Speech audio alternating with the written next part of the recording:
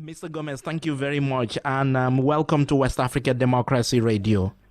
Thank you very much. And the first question is the inauguration of Adama Barrow going ahead on the 19th of January 2017? Yes, I can confirm that all roads lead to the Independence Stadium on the 19th of January to swear in President Adama Barrow.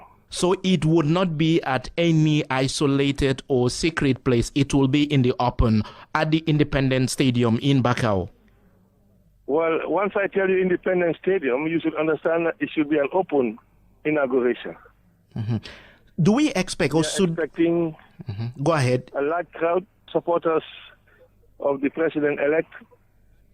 All Gambians are invited to witness this swearing-in ceremony. And does the success or even the possibility of this depend in any way on the current government of President Yahya Jammeh? Has there been any discussion of any sort with the authorities? Well, not that I know of, but what I know is that the coalition team is working in accordance with the laws of the Gambia and our constitution. We have a president-elect. The outgoing president's mandate expires on the 18th, and on the 19th we should have a new president. Mm-hmm. And Mr. Gomez, some people are worried that according to them, there is not much information coming out of the coalition or the incoming government about the organization of the inauguration. They call it the silence of the coalition. Is this... Well, we have been busy putting things together. And like you know, we don't have access to the GRTS, neither radio or television, but we have been on social media, and we're trying now to see how best we can publicize this more and get more Gambians to be aware of what's going to happen. In terms of attendance, participation of Gambian people, what are your expectations? Well, we are trying to manage how many people will get to the stadium. Going by the reaction of the population, we are expecting the largest crowd this country has ever seen, just as happened in the elections, because the Gambian people have decided they want their president, and they have elected a president, and all of them will, like I said, all roads lead to the stadium on the 19th of January. And Mr. Gomez, I'm optimistic like you. I'm very hopeful and excited about this. But then there are concerns, there are pessimism in some quarters that the government of Yahya Jammeh might try to stop this, might even stop this from happening anywhere, more so the Independence Stadium. Do you have plan B in case this happens? Or do you envisage this? Do you expect this to happen? As I speak to you, we don't have a plan B. We know that President Jammeh loves this country. President Jammeh has served Gambia for 22 years. Now you're looking at our population, he was one fortunate person to be elected president. And he worked for us for 22 years. I think reason will prevail, and he will understand that the Gambian people have chosen another Gambian to be the president. Now, of course, everybody is worried because there is no much communication coming from his side to our side. But we have confidence that reason will prevail because we believe that all APRC members and supporters love this country. And we have seen what has happened in other countries when they have crisis. And Gambia have been known all throughout our history to be peace-loving, loving people, no problem. So therefore, we don't see that any Gambian will stand on the way of peace and progress.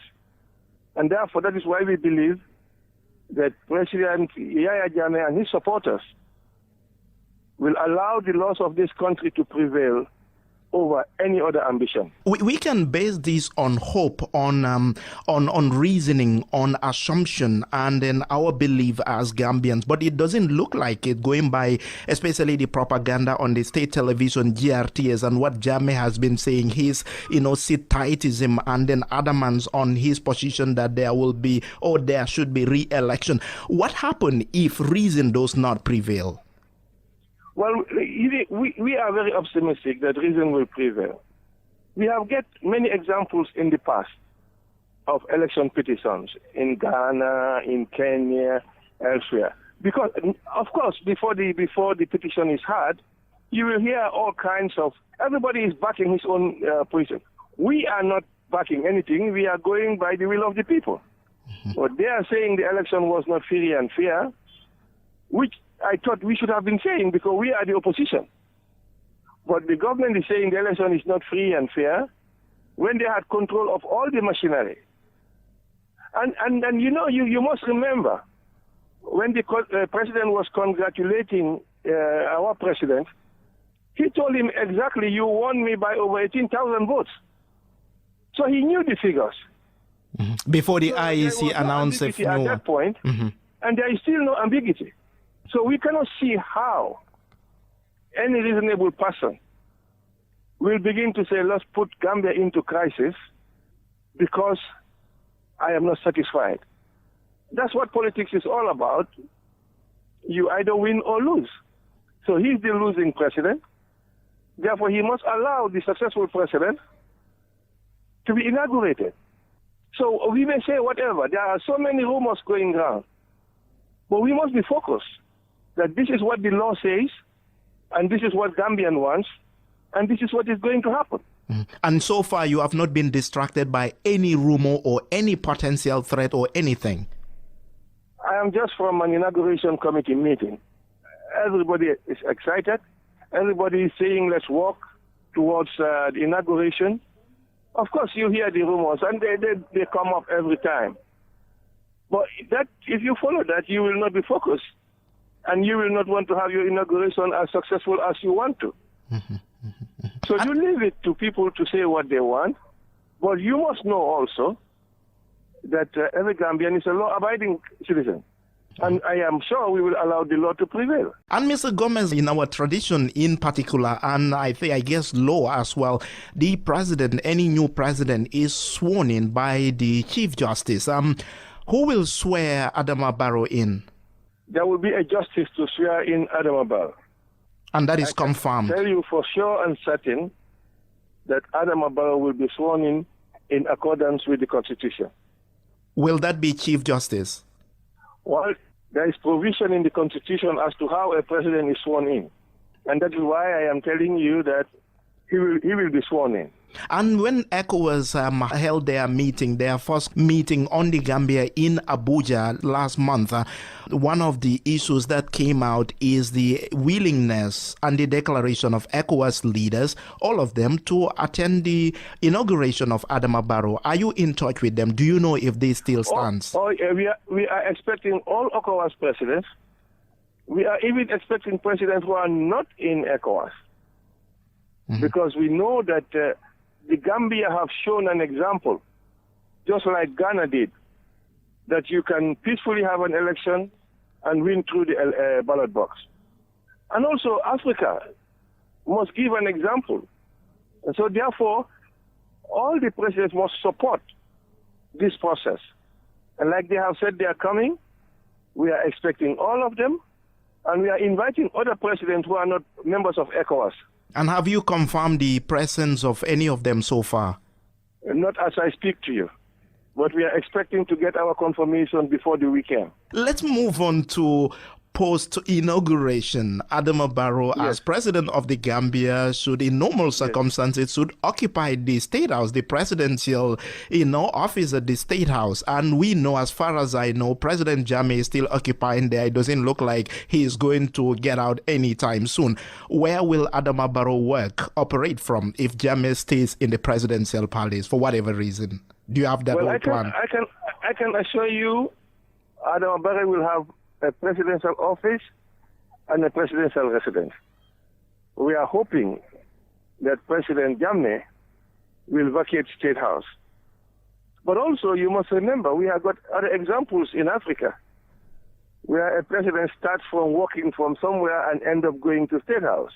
I can remember Ouattara, for example. At the Gulf Hotel in Abidjan. In a hotel. And the government continued working. So we expect that once we are sworn in, we will go to State House. And if State House is not available, we will have another state house where the president will operate from. Will that likely be Kairaba Beach Hotel where Adama Barrow has been operating from?